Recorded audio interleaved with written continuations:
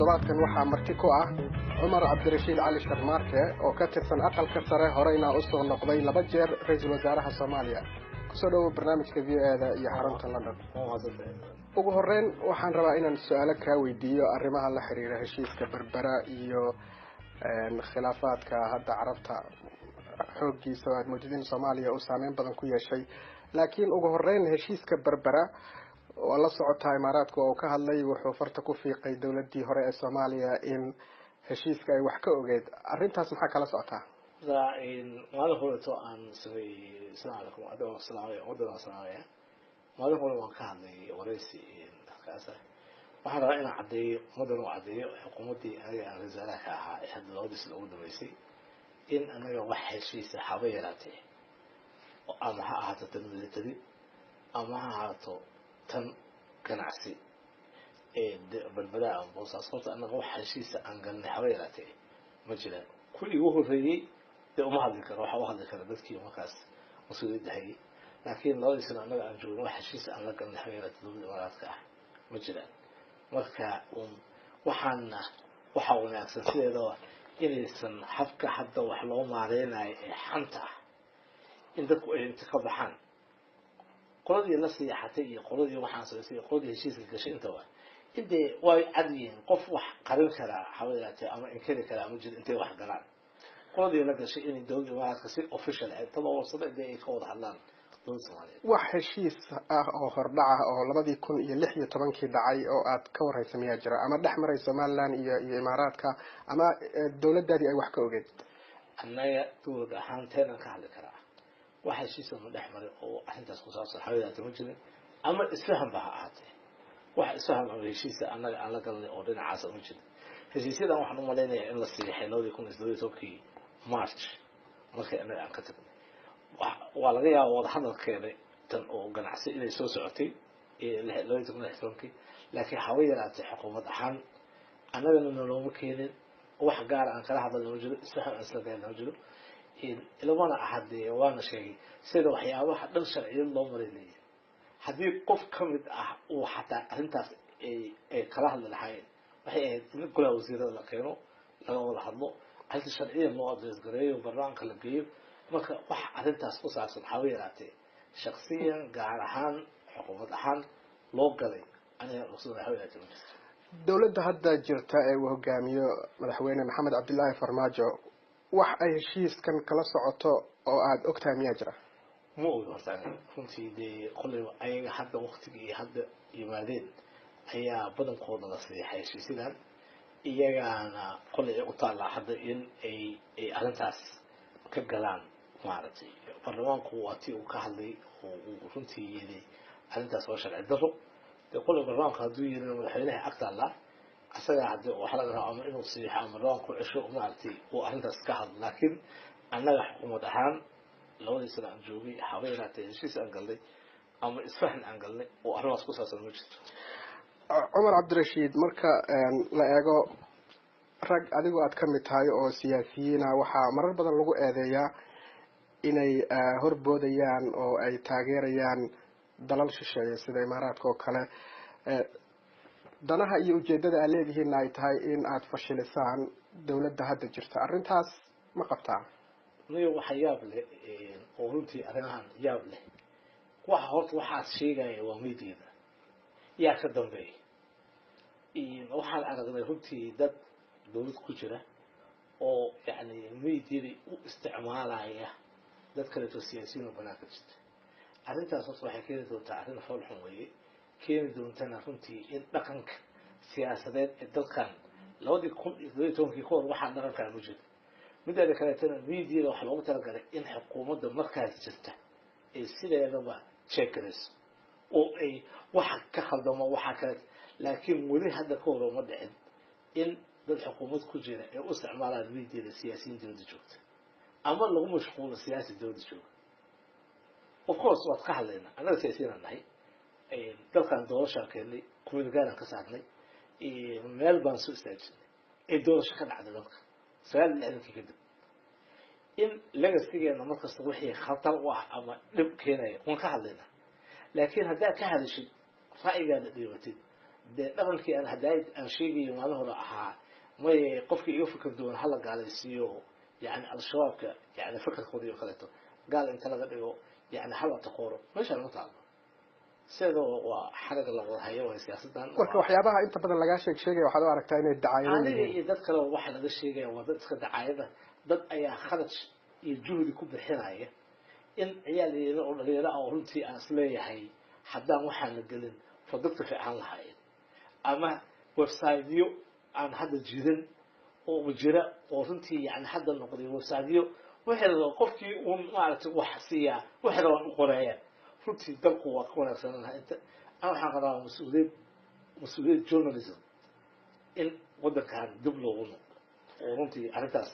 adiga iyo wariyayaasha iyo runtii sharciyad laga soo saaro dalkan qofkii waxaasoo kale been iyo yani sheeko fasaq ah fasahaada faafinaya in runtii wax laga qabto waayahay waxaan la soconaa in khilaafaadka ka taagan dalalka khaliijka uu muddo soo socday soomaaliya inay dhexdhexaad ka tahay arrintaas ayay marar badan ka dhawaajisay laakiin waxaa muuqanaysay muddooyinkan dambe in gaar ahaan imaaraadka iyo soomaaliya ay sii kala fogaanayeen arrimahaas ma isleedahay soomaaliya ku saxan ma imaaraadka ku saxan mise waxaa loo baahnaa siyaasad kale oo arrintan wax lagaga qabanayo horta runtii sideedoo dal hadafka siyaasadeed ee ku wajahan xiriirkiisa dowladda waxaa rabaa markaas inuu ka fakaro waxa dadkiisa iyo dalka dan u ah anigoo hadda hadafka ay sadgareeyeen nimanka hadda jooga qor uma hayo laakiin waxay la tahay ummad soomaaliyeed oo badan ayaa khaliijka ku dhaqan sacuudiga ku dhaqan yani dalkaas iyo soomaali iyo xiriir soo jirtaan ayaa jirta in horta sida waxay u baahan tahay waxa lagu salaynayaa inay noqotaa hadaf ummadaas soomaaliyeed iyo dalkaas dan u ah arrintan waxay la tahay hadda socotaa waa isleeyahay si ka wanaagsan waa loo adres garin kara arrintan laakiin kulley waxa weeye dowladda soomaaliyeed ayadaa mas-uulka ah diblomaasiyadda hadda maanta jirta meeshii dee ayaga ay dhigaan ayaa dadkaasi iyo dalkaasi runtii ama ku munacaashayaan ama dhib kusoo gaaraya marka waxaan rajeynayaa insha allah in si mas-uuliyada wixii la qabanaya loo qabto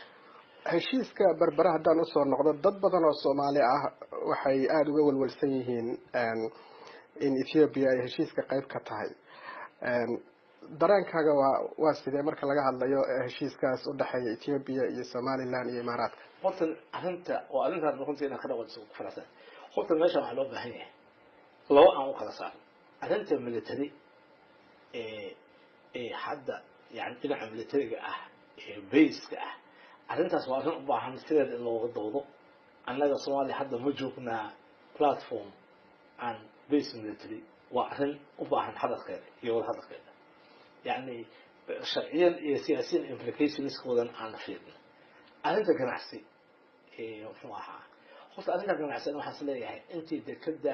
يا لسي إنسان نقول ده كان ضل حد الشرعية دي سفرها سيستم وصلنا يوي وحياوي يقوم من سنة أهمية الفريق اللي صاروا ده كان والله أحسن مدة حوي وضح هذا القسم لأن إن كنتي بحوي أبنى وشقي سياسيا أنا ده كان ده حرب عنا الصومالي in meel iscawgarada laga helo marka ahmiyad kuwad in la siiyo waa wada hadalkaas iyo iyadoo aan xasaasiyad badan sidii soomaalida isugu soo celin lahaa labo waa arrinta dastuurka ku jirta ee xataa taabanaysa arrinta khayraadka ay ah sida dalku uu ugu heshiinayo awood qaybsiga mas-uuliyadaha khayraadka iyo siyaasadda amni intaas ilaa ay hadda meel lama saarin وقربة اللعلن الدستور اللي أنت عايزة كلته وقربة اللعلن حدا الرباط الصومالي إن أنت إسكتوا دكيجيس حدا ده قصة قاطع تصالح تكره أرموه قصين أنت أنت عارف الشركة الدستور كلته وأنا فدارة وحلو بهاي في الشركة مخلوه صدح أرموت أي تعاون الساعة واحد تعاون الساعة كو الحنشح أونسك واحد haddii khayraad la dhaho yaa iskale ma federaalka iskale ma stateka iskale ma districtka iyo levelka iskale yaa lahaanaya in lagu heshiiyo wey tan labaad waa in lagu heshiiya khayraadka whatever revenue kasoo baxa ama lacagta ay kasoo baxda waxyaalaas ama dekada haata ama khayraadka haata see loo u sheegareynayaan dowladda dhexe iyo dowlad goboleedka midda saddexaad oo ugu weyn waxa weeye management ama hata contracts ama hata heshiisyada see loo manage garaynaya ilaa ay hadda dastuurka waxaan oo dhan lagu meeshay marka aniga waxaan qabaa dowladda waxaa hadda la haboon waxyaabaha ugu weyn ee laalan ee dalkan haddaan hal xeer oo noqon xera aan la samayn dib un ka imaanay ama dekada ka tawaada ama meel kale ka tawaada ama shirkada waxbaaraysa ka tawaada arrimahaas weeye inay xoog saaraan stateska isku waco siyaasiyiinta isku waco laga heshiiyo waxaa la socotaa dhawaan inuu iscasilay gudoomiyihii baarlamaanka maxamed sheekh cusmaan jawaari khilaafaad badan iyo isjijiid badan ayaana baarlamaanka hareeyay intaanu iscasilin ka hor iscasilaadiisa waa aragtaa horta runtii dhinac maslaxa ka ahayd dhinacna ayaan dare ka ahayd horta waxa ayaan dare ahayd baarlamaanka saacaddan isoo jooga hal sano iyo xoogaa yar in uu khilaaf ilaa ay heerkaana xadaadeeyo iyo baarlamaan laga sugayo weliba dalka inuu ka saaro hadda dastuurkan qodobada dhiman ee muhiimka ee siyaasadeed in meel la saaray iyo sharciyo badan oo dowladnimada muhiim u ah in hadda khilaafka uu soo galo oo la isqabsado waxay leedahay khatarteeda in sidan waraysiga hore ku bixiyay hal siyaasadeed loo helo ee aan loo helin haddii kala qaybsanaanta baarlamaanka intuu tago qol cidii lahayd qolada kale waxaan leeyahay waa adkaan horta waxay keeni lahayd baarlamaanka burmur ku yimaada marka runtii waxaan rabaa horta bogaadin inaan halkaa ka bogaadiyo odaynimada soomaalinimada iyo inta uu muujiyey gudoomiyihii hore ee gudoomiye jawaari tanasulka u tanasulay maslaxada guud ee soomaaliyeed waana habboon tahay anoo ra-iisul wasaare ah 2010 sidaas markay xaaladii cakarintay waan tanasulay waan iscasilay horta loo baahan yahay haddii qofku uu arko in xaaladii dalka ay jiq ku jirto inuu tanasul sameeyo oo runtii jawaari uu ku bogaadinaya laakiin hadda khatarta la waxay tahay haddii khilaafkaas mar laba oo baarlamaanka kusoo noqdo baarlamaanka golaha shacabka runtii wuxuu galayaa arrin meel khatar ah waxaa adkaanaysa sharciyada dastuurka waxyaabahan hadda laadan oo dhan in ay sii socdaan isqabsigaas dalka dan u aha dalkaas sideeda waa xasilooni siyaasadeed in lagu wado oo runtii xukuumadda iyo baarlamaanka iyo wada shaqeyn ay ka dhexayso dalkana saas loogu samata bixiyo annaga meesha aan soo gaarsiinay ee ahayd doorasho konta qofooda in laga qaado hal qof hal cod sida hadda lagu heshiiyo markii horeto in la gaarsiiyo hadda waxaa jira musharaxiin u tartamaya xilka guddoonka baarlamaanka gudoomiyaha baarlamaanka iscasilayna waxyaabaha uu ka hadlaya waxaa kamid ah ahmiyadda ay leedahay in la kala saaro ama aanay isku dhex milmin fulinta iyo sharci dejinta yaa ku habboon xilkan ay kula tahay gudoomiye noocee ah ayuu u baahan yahay baarlamaanka xilligan runtii horta dadka hadda ismadaxay kulligood waa dad yani aan isleeyahay khibrad waa leeyihiin wax waa wadi karaan laakiin waa muhiima sideeda waxaa muhiim qofka imaanaya in uu markas ku daalo madax banaanida golaha shacabka oo uu noqdo baarlamaan ku xisaabtan la xisaabtami kara xukuumadda la xisaabtami kara hay'adaha dowladeed ee runtii loo idmaday inay gaarsiiyaan dalkan hadafkii loogu baxnaa marka gudoomiyaha imaanaya waa inuu leeyahay isquwad baarlamaanka dhexdiisa ah waan isku wadi karaa xildhibaanada waa inuu heshiisiiyaan labadii garab ee hadda ku kala baxay arrinta jawaar waa inuu runtii dadkeeda isku keenaa waa inuu yeeshaa aqlabiyad uu ku wadi karo baarlamaanka baarlamaankana uu ku xaqiijin karo madax banaanadiisa ah baarlamaanka sida loogu talagalay in hawshiisa uu badanayo marka dadkan imaanaya oo kulow aan dad badan oo aan qarnaa oo dad runtii kulligood macno leh laakiin waxaan rajaynayaa haddii leeyahay golaha shacabka inay u kuurgalaan haddii aysan ku dadaalin madax banaanida baarlamaan waxaa dhacayso in baarlamaanka runtii uu markaas uusan macno badan samayn hadduusan samaynna qoli loo imaday in laga gaabiyo ugu dambeyn waxaan jeclahay inaan ku weydiiyo cumar cabdirashiid adigoo aada umahadsan puntland doorashaa looga diyaar garoobayaa dad badan waxay kugu tuhmayaan inaad doonayso in laftirkaaga aada maaragtay isu soo taagto xilkaas marka ma jirta arrintaas oo doorashada puntland ma u diyaar garowday iyo uma diyaar garoobin weli horta puntland waa muhiim stateka puntland waa muhiim wuxuu muhiim u yahay federal systemkan isaga u ahaa yani sadig in asaga ruuxiisa uu meesha uu hadda taagan yahay kasii socdo oo adigu nidaamka hadda uu doorasho xataa la gaarsiiyey iyada ruuxeeda hal qof hal cod waa muhiim laakiin hadda aniga uma soo jeesan waxaasoo muhiim ah puntland doorashadeeda iyo stateska doorashadooda waxay qayb ka yihiin in systemka federaalka ee dalkan la qaatay inuu hirgalo